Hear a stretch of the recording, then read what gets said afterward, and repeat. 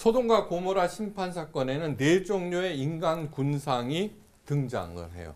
첫째 무리는 하나님의 경고를 무시하고 서슴없이 악을 저지르는 사람들. 예.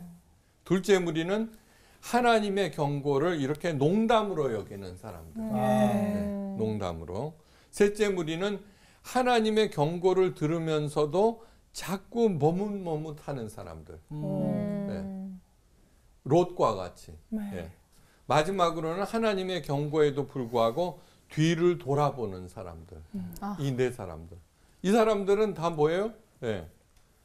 이래서는 안 된다는 거죠. 예. 그러니까 그런 사람들이 모여있는 집단이 소돔과 고모라이고 네. 소돔과 고모라가 타락의 끝을 보여주는 것이죠. 하나님의 경고를 무시하고 거침없이 악을 저지르는 사람들이 보여주는 타락의 끝은 또 무엇인가 봅니다. 예. 요즘 동성애에 대한 수많은 얘기들이 있죠. 그죠? 네. 예. 그런데 큰 소동이 이어졌어요. 성 사람들이 롯의 집으로 몰려들었고 그들이 소리 지르기 시작했어요. 왜 그랬는지는 우리가 다 알아요. 그죠? 이 저녁에 내게 온 사람이 어디 있느냐 이끌어내라. 우리가 그들을 상관하리라. 이렇게 그랬어요. 롯은 자신의 딸들을 대신 내어주려고 하였지만 거부하고 오직 처음 보는 남자들을 요구하고 있어요. 왜 그렇게 되었을까? 그들은 몸으로 얻을 수 있는 쾌락을 끝간데까지 행하다가 그 지경에 이른 거예요. 네. 진짜 막장이구나. 예, 여러분 보세요. 그런 사람들이 그 성 안에 있는 가능한 한 모든 여자와 남자들까지 관계했겠죠. 왜 안 그렇겠어요? 네. 그게 만연해 있으니까. 그렇죠. 예. 그런데 이제는 그 사람들하고는 싫다 이거예요. 새 사람, 새로운 욕구를 하는 거죠. 그 로마 시대 때 실제적인 얘기예요. 왕비들도 밤에는 나가서 매춘을 했대요. 예. 그거를 그 황제도 그냥 인정해 줬대요. 워낙에 만연돼 있기 때문에. 네. 로마의 귀족들은 미소년을 데리고 다니는 것이 큰 유행이었어요. 정규 큰일 날 뻔했다. 네. 진짜. 그러니까 이게 뭐예요? 네. 귀족이고 황제고 그러니까 자기가 원하는 모든 상대하고 할 수 있었죠. 그죠? 네. 근데 이제 그게 지겹다 그러면서 미소년을 성적 놀이개로 했다는 거죠. 그러니까 이것이 갈 때까지 간 타락의 끝의 모습이라고 하는 거예요. 네.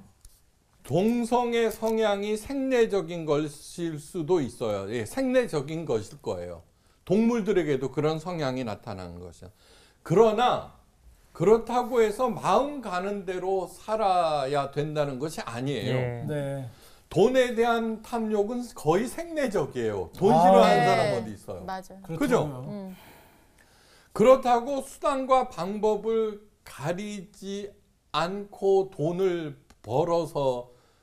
벌어도 된다는 게 아니죠. 그렇죠. 그죠? 네. 그 억제를 해야 되고, 네. 그 다음에 그 윤리에 맞게 살아야 되고, 그렇게 해야 되는 것이죠. 그 지침이 누구한테 왔어요? 하나님으로부터 내려오는 거예요. 하나님으로부터. 그러니까 예수님께서는 하나님과 돈을 동시에 섬길 수 없다고 말씀하신 거예요. 예. 그런데 기복신앙이라고 하는 건 뭐예요? 하나님을 섬겨서 돈을 얻겠다는 거죠. 이 언뜻 보면은 뭐냐 그러면은 하나님도 꽁도 먹고 알도 먹자는 것이 아니라 하나님을 이용해서 돈을 먹자는 것이 기복신앙이죠. 결국 그러니까 정말 나쁜 것이죠. 간신이다, 간신. 그건 신앙이 아니죠. 상처받은 치유자를 쓴 헨리 나우엔 신부님이에요. 네. 동성애 성향의 사람이었어요. 예. 그건 어릴 때부터 알았어요. 예. 그래서는 신부가 되었고 평생을 독신으로 살았어요. 예. 자신의 욕구와의 목숨을 건 투쟁 과정에서 주옥 같은 작품을 토해냈어요. 이게 헨리 나우엔의 동성애적인 성향이 주옥 같은 글을 만들어낸 거예요. 네. 그 과정을 통해서. 마침내 이기고 행복하게 하나님의 품으로 돌아갔어요. 이처럼 내 욕망과 욕구를 십자가의 힘으로 죽일 때 오히려 그런 병적인 어떤 요소가 하나님을 영광을 드러내는 너무너무 훌륭한 그 도구가 되는 거예요. 이 과정을 통해서 하나님의 영광이 나타나고 나는 그리스도의 장성한 분량으로 아름다운 성숙을 차곡차곡 이루어 나가게 되고 이것이 바로 성화의 본질이고 하나님께서 원하시는 바예요. 우리들한테 불만, 그죠? 이 생겨요. 그때 투덜대지 말고, 예, 자기 내면을 들여다보고 이것이 그 하나님을 찾는 목소리다. 이러고서는 그 찾아가야 돼요. 그럴 때 남들은 부정적이라고 생각하는 그 요소를 통해서 오히려 자기를 발전시키고 하나님의 영광을 드러내고 하는 그런 것들이 있어요. 네. 한번 깊이 생각하셔야 돼요. 네. 그러니까 자기에 대한 성찰이 필요한 거예요. 네. 그 거울이 뭐냐 그러면 바로 예수님이에요. 예수님. 네. 롯은 이들을 온몸으로 막아냈지만 그들을 당할 재간이 없죠. 그죠? 네. 그러자 하나님의 사자들이 그들의 눈을 어둡게 하여 혼란에 빠지게 해요. 예, 그리고 급박하게 이제 말해요. 바로 오늘 여러분들이 읽은 본문이에요. 내게 속한 자들을 다 성 밖으로 이끌어내라. 이에 롯이 놀라서 식구들과 사이들에게 알렸는데 그런데 불행히도 롯의 말에 그 사위들은 농담으로 여겼어요. 그러니까 저기 사위를 잘못 본 거죠. 아하. 어떻게 그럴 수 있지? 네. 그러니까. 그런데 있을 수 뭐냐 없는 그러면 이제 거기가 본인의 워낙에 만연돼 있으니까. 네. 그러니까. 하나님의 말씀을 농담으로 여기는 사람들이 너무너무 많아요. 너무너무. 네. 예수님의 가르침을 심각하게 받지 않는 사람들이 바로 그 사람들이에요. 뭐 당하라고? 십자가에 못 박히라고? 그래야 문제가 해결된다고? 죽은 사람이 부활한다고? 그런 사람들은 적극적으로 악을 행하거나 가담하게 돼요. 그죠?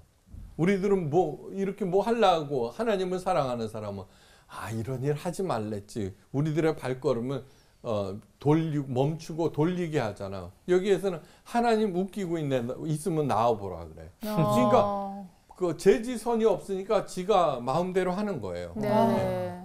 그러나 삶의 진정과 의미를 상실한 사람들로서 당연하게 하나님께서 곳곳에 숨겨놓으신 그 풍성한 은혜와 사랑을 누리지 못하는 거죠. 네. 롯의 마음은 급했어요.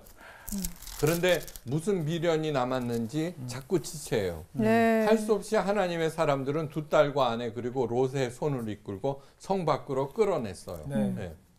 그리고 롯의 식구에게 살 길을 알려줘요. 도망하여 생명을 보존하라.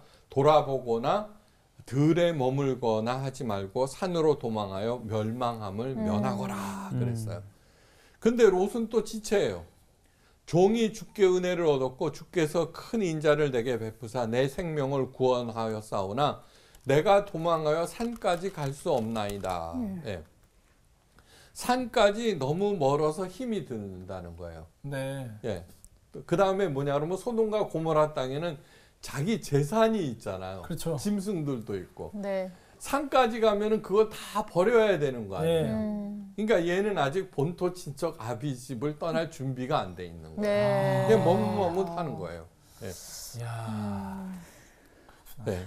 살 길인 줄 알았지만 예수님의 가르침대로 살기가 힘들긴 해요. 그죠? 네. 쉽지 않아요. 여기에서 세 번째 무리의 사람들, 롯과 같은 사람을 만나게 되는데 그는 하나님에 대해서는 알고 있어요. 네. 그러나 계속해서 머뭇머뭇하고 있어요. 물이 넉넉하여서 하나님의 동산처럼 보였던 소돔성, 거기에 남겨두어야 하는 수많은 재산과 가축들 못내 아쉬웠으니까 머뭇머뭇하는 거예요. 그러니까 저거 좀 건져야 되는데, 그죠?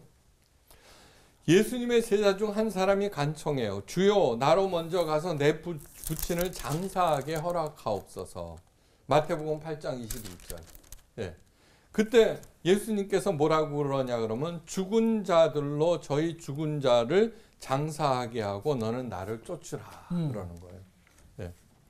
소돔과 고모라에서의 심판에서는 살아났지만 나머지 인생은 얼룩으로 더러워졌음을 기억하셔야 돼요. 네. 그러니까 지금 현재 내 행동을 보면서 예. 나는 어떤 사람인가를 점검을 하셔야 돼요. 예수님은 나의 거울이고 성경책은 나의 거울이기 때문이에요. 네. 네. 그거는 비난받자는 얘기가 아니에요.